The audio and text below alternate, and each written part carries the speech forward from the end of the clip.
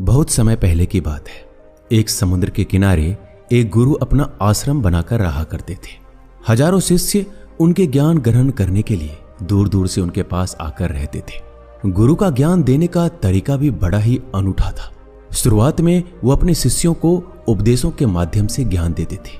उसके बाद वो अपने शिष्यों को उस ज्ञान का अनुसरण करने के लिए कहते थे। उस ज्ञान को अपने व्यवहारिक रूप में उतारने को कहते थे। एक बार उस आश्रम में एक सम्राट अपने बेटे को लेकर पहुंचा। उस सम्राट ने उस गुरु से प्रार्थना की कि आप मेरे बेटे को अपने आश्रम में रहने दीजिए और अपने तरीके से उसे ज्ञान दीजिए। उसे इस आश्रम में बिल्कुल भी ऐसा नहीं लगना चाहिए कि वो किसी सम्राट का बेटा है। उसे बिल्कुल साधारण शिष्यों की तरह ही ज्ञान देने का कृपा करें। गुरु ने मुस्कुराते हुए कहा, सम्राट, ज्ञान किसी भी तरीके से लिया जा सकता है। अगर तुम अपने आप को दूसरों से बड़ा समझोगे तो तुम ज्ञान ग्रहण नहीं कर पाओगे। अगर तुम्हें ज्ञान ग्रहण करना है तो तुम्हें दूसरों की तरह अपने आप को साधारण समझना होगा। यही ज्ञान ग्रहण करने की सबसे पहली सीढ़ी होती है। तुम निश्चित रहो, आज से तुम्हारे बेटे की जिम्मेदारी मेरे कंधों पर है। यह कहकर गुरु सम्राट के बेटे को अपने साथ लेकर समुद्र के किनारे टहलने के लिए निकल गए। आश्रम के बाकी सभी बच्चे उस सम्राट को देख रहे थे। सम्राट अपने बेटे को अपने रथ पर बिठाकर लाया था, जिससे सभी बच्चे समझ गए थे कि यह लड़का सम्राट का बेटा है। इसी वजह से आश्रम के सभी बच्चे सम्राट के बेटे की तरफ आकर्षित हो गए थे। जब गुरु सम्राट के बेटे को लेकर समुद्र के किनारे पर टहल रहे थे तो सम्राट का बेटा अचानक फूट फूट कर रोने लगा, क्योंकि अभी वह सिर्फ 12 वर्ष का था और 12 वर्ष की आयु में उसके पिता उसे अपने से दूर छोड़कर चले गए थे। यह सदमा वो बच्चा सहन नहीं कर पा रहा था। वो ये नहीं समझ पा रहा था कि उसके पिता उसकी भलाई के लिए ही उसे गुरु के पास छोड़कर गए हैं। उसे रोता हुआ देखकर गुरु ने कहा कि बेटा, मैं तुम्हें चुप नहीं करूंगा। हो सकता है कि आज मैं तुम्हारे आंसू पोंछ दूं, लेकिन कल फिर तुम अपने आप को अकेला पाओगे। याद रखना, जीवन में इंसान अकेला आता है और अकेला ही जाता है। जितना जल्दी जो इंसान इस बात को समझ लेता है, वह उतनी जल्दी आत्मज्ञान के रास्ते पर निकल पड़ता है। गुरु ने अपनी बात आगे बढ़ाते हुए कहा कि जो इंसान अकेले रहना सीख लेता है वही खुद से प्यार कर पाता है, और जो खुद से प्यार करना जानता है वह किसी के भी जाने का अफसोस नहीं करता, क्योंकि वह खुद से प्यार करता है। धीरे धीरे तुम आश्रम के माहौल में ढल जाओगे।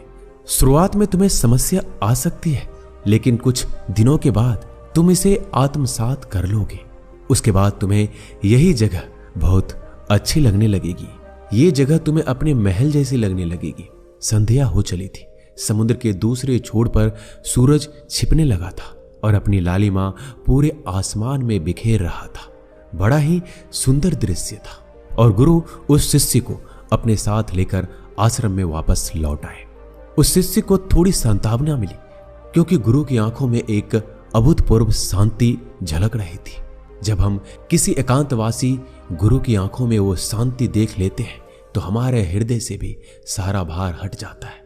मन एकदम निर्मल हो जाता है। जब सम्राट का बेटा रात्रि का भोजन करने के लिए भोजन कक्ष में पहुंचा तो आसपास के सभी शिष्य उसके आसपास आने लगे। उन सभी को पता था कि यह सम्राट का बेटा है और अगर हम इससे दोस्ती कर लेते हैं तो इससे हमारा फायदा होने वाला है। यही सोचकर आश्रम के ज्यादातर बच्चों ने उसे घेर लिया था। बस कुछ बच्चे जो अकेले रहने का महत्व समझते थे, जो दिखावे में विश्वास नहीं करते थे, वो उस सम्राट के बेटे के पास जाने की बजाय अपना पूरा ध्यान खाने पर लगा रहे थे और एकांत में बैठकर अपना भोजन कर रहे थे। कुछ दिनों के बाद सम्राट के बेटे की आश्रम के ज्यादातर बच्चों के साथ दोस्ती हो गई। अब वो आश्रम में उन बच्चों के साथ घूमता, उन्हीं के साथ अपना ज्यादातर समय बिताता। आखिरकार सम्राट का बेटा था, सुख सुविधाओं में पला बढ़ा था। आसपास बहुत से दास और दासियां होती थे। आसपास अपने मित्रों से घिरे होना, वही दिनचर्या उसने आश्रम में भी अपना ली थी। ऐसा नहीं था कि गुरु को यह सब पता नहीं था, पर गुरु उसे अलग तरीके से ज्ञान देना चाहते थे। बच्चों को ज्ञान आप उपदेश देकर नहीं दे सकते, उन्हें साक्षात्कार कराना पड़ता है। उसके बाद उन्हें वो बात समझ आती है जो आप समझाना चाहते हैं। गुरु को यह बात पता थी कि अगर मैं इसे बोलकर बताऊंगा तो ये कभी नहीं समझ पाएगा। मुझे इसे दिखाना पड़ेगा, इसे एहसास कराना पड़ेगा कि अकेले रहने से ही तुम अपनी शक्तियों को जान पाओगे। यही सीख देने के लिए गुरु एक दिन उस शिष्य को अपने साथ एक पहाड़ी की चोटी पर ले गए। पहाड़ी पर पहुंचकर गुरु ने उस शिष्य को यह कहा कि अब तुम्हारा ज्ञान पूरा हो चुका है, बस एक आखिरी रात तुम्हें यहां पर बितानी होगी। उसके बाद अगले दिन शाम को तुम्हारे राजमहल में तुम्हें पहुंचा दूंगा। वो बच्चा ये सुनकर बड़ा खुश हो गया कि अब मैं वापस अपने राजमहल जाऊंगा, फिर से मेरे दास और दासियां, सारी भोग की वस्तुएं मेरे पास होगी। उस शिष्य ने गुरु से पूछा कि गुरुजी, मुझे आज रात आप यहाँ पहाड़ी पर क्यों छोड़ रहे हैं? आखिर मुझे कौन सा आखिरी ज्ञान यहाँ मिलेगा? गुरु ने मुस्कुराते हुए कहा, यहाँ पर चट्टान के पीछे तुम्हें छिपकर बैठना होगा। यहाँ पर रोज रात को एक बाज आता है, तुम्हें उस बाज को देखना है, बड़े गौर से देखना है, हर गतिविधि को देखना है, और उस बाज को देखने के बाद अगले दिन अगर तुम उस बाज की खूबियां मुझे बता पाए तो मैं तुम्हें राजमहल वापस भिजवा दूंगा। और हाँ, सुबह आने से पहले एक बात पर और ध्यान देना है। एक चरवाहा यहाँ पर अपनी भेड़ों को चराने के लिए आता है, तुम्हें उन भेड़ों की गतिविधियां भी देखनी है। याद रखना, बाज की गतिविधि रात को और भेड़ों की गतिविधि सुबह।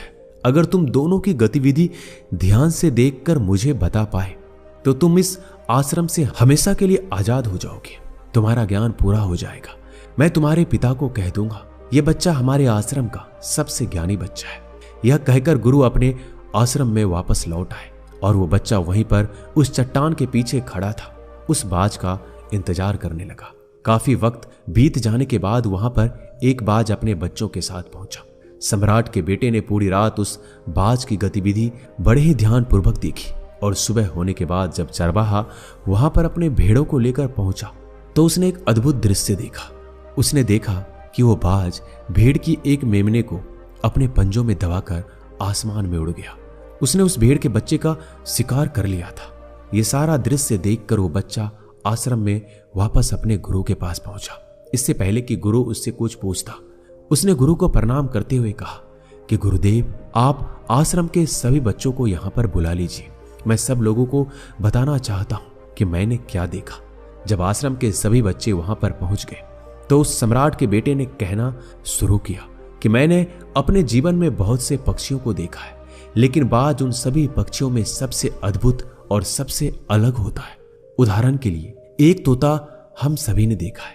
तोता बोलता तो बहुत है लेकिन कभी ऊंचा नहीं उड़ पाता, लेकिन एक बाज जो कि हर समय शांत रहता है, उसे आकाश को भी छू लेने का सामर्थ्य होता है। जब भी एक बाज अपने शिकार को निश्चित कर लेता है तो वह उसी शिकार पे अपनी नजर गड़ाए रहता है, चाहे वो कितनी भी ऊंचाई पर क्यों ना हो, चाहे कितना भी तूफान क्यों ना आ जाए, लेकिन वह अपनी नजर हमेशा अपने लक्ष्य पर स्थिर रखता है। आज सुबह जिस बाज को मैंने देखा, उसने हर भेड़ को अपना शिकार नहीं बनाया, बल्कि उस भेड़ के झुंड में से उसने उस भेड़ के मेमने को अपना शिकार बनाया।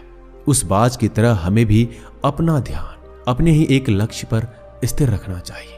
चाहे कितनी भी अड़चने क्यों ना आए, हमें अपना लक्ष्य स्पष्ट दिखाई देना चाहिए। 5-10 अलग अलग लक्ष्यों में अपनी ऊर्जा बर्बाद करने की बजाय हमें किसी एक लक्ष्य पर पूरी एकाग्रता के साथ ध्यान देना चाहिए। तीसरी बात जो मैंने उस बाज से सीखी, जो हम सभी को सीखना चाहिए, कि बाज कभी भी दूसरे पक्षियों के साथ नहीं उड़ता, वो हमेशा आकाश में अकेला उड़ता है। इससे हमें ये सीख लेना चाहिए कि हमें कभी भी छोटी सोच वाले लोगों के साथ नहीं रहना चाहिए। आखिरकार हम भी वही बन जाते हैं जिनके साथ हम रहते हैं। इसलिए या तो बड़ी सोच वालों के साथ रहो या फिर अकेले रहो, क्योंकि जब हम अकेले रहते हैं तब हम खुद की ताकत और खुद की कमजोरियों को जान पाते हैं।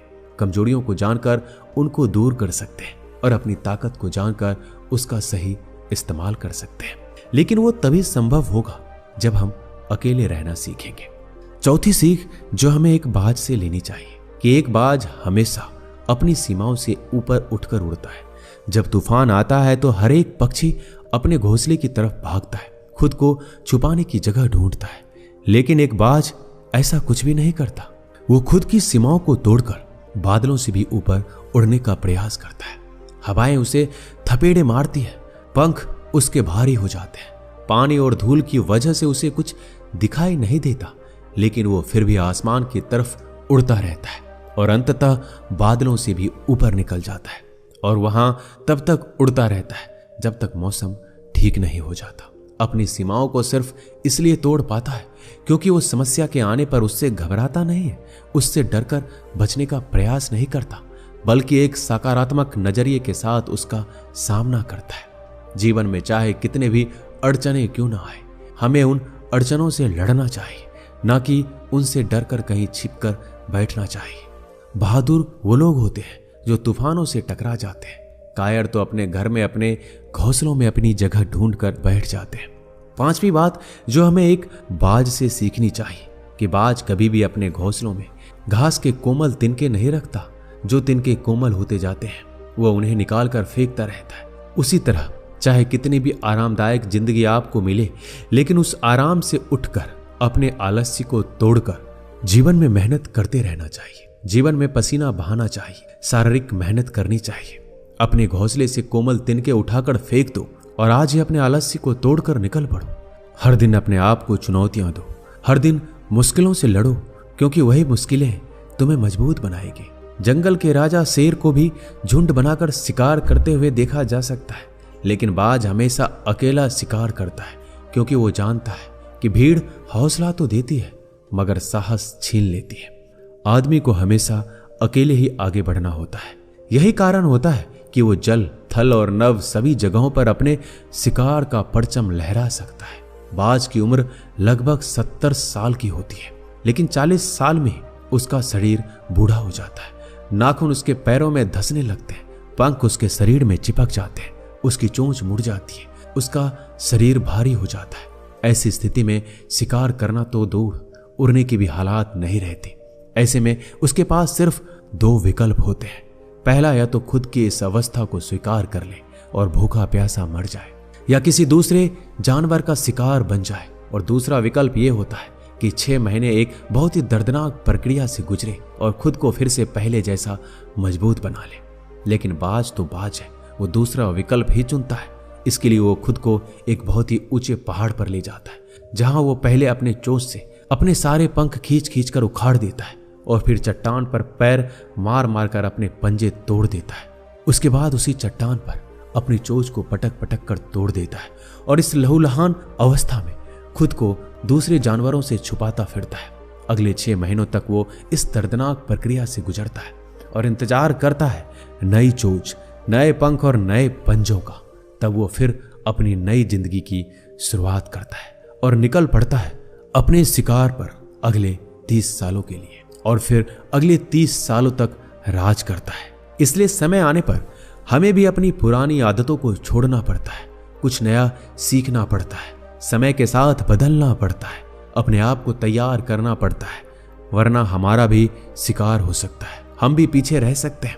इसके बाद सम्राट के बेटे ने भेड़ों की विशेषता बताते हुए कहा, भेड़ हमेशा झुंड में चलती है, उन्हें झुंड में एक साथ चलने से हिम्मत मिलती है, लेकिन जैसे ही उन पर शिकार होता है वैसे ही भीड़ तितर बितर हो जाती है और उस पूरी भीड़ में एक भी भेड़ अपने साथी की मदद करने के लिए वापस नहीं लौटता। इससे हमें यह सीख मिलती है कि हमारे साथ कितने भी लोग खड़े हो, किसी पर भी यकीन मत करना। यकीन अगर करना है तो खुद पर करना, क्योंकि बुरा समय आने पर वो भीड़ कब तितर बितर हो जाएगी आपको पता नहीं चलेगा। गुरु को प्रणाम करते हुए सम्राट के बेटे ने अपने गुरु से कहा, गुरुदेव, अगर मुझसे कोई सीख रह गई हो तो कृपया आप बताने की कृपा करें। गुरु ने अपने सभी बच्चों को संबोधित करते हुए कहा, ये सभी बातें जो अभी इस बच्चे ने बताई है सब सही है, लेकिन सारी खूबियां आप लोगों में तभी पैदा होगी जब आप अकेले रहने का अभ्यास करेंगे। आपने देखा होगा कि बाज कभी भी दूसरे पक्षी के साथ नहीं रहता, ना ही किसी के साथ अपनी जोड़ी बनाता। वो आसमान में अकेले उड़ता है और अकेले उड़ने की वजह से वो अपनी ताकत और अपनी कमजोरियों को जान पाता है। इसके बाद गुरु ने अपनी बात खत्म करते हुए कहा कि मैं आज रात इस सम्राट के बेटे को इसके राजमहल में छोड़ने के लिए जा रहा हूं, क्योंकि इसकी सीख यहां पर पूरी हो गई है। यह कहकर गुरु सम्राट के बेटे का हाथ पकड़कर राजमहल की तरफ रवाना हो गए और बाकी के सभी बच्चे उन्हें पीछे से जाते हुए देखते रहे। दोस्तों, इस वीडियो में बस इतना ही।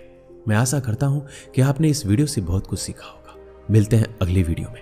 अपना ख्याल रखिएगा।